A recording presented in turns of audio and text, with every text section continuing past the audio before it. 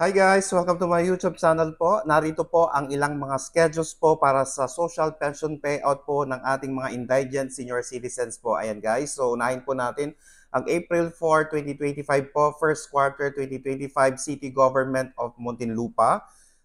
Kasunod po nito ay April 3 hanggang 10, 2025 po, first and second quarter 2025 po, Caloocan City. And guys, next, we have April 8, 2025 po, Sofronio, Española, Palawan.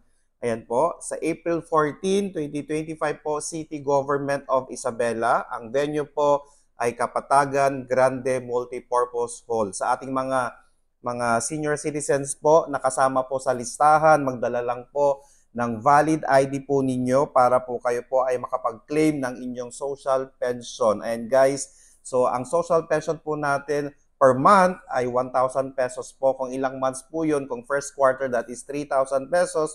At kung nasa second quarter na po, additional po yan na 1,000 pesos per month po. Ayan guys, so sa ating mga senior citizens, abang-abang na po tayo sa mga schedule na mention ko po.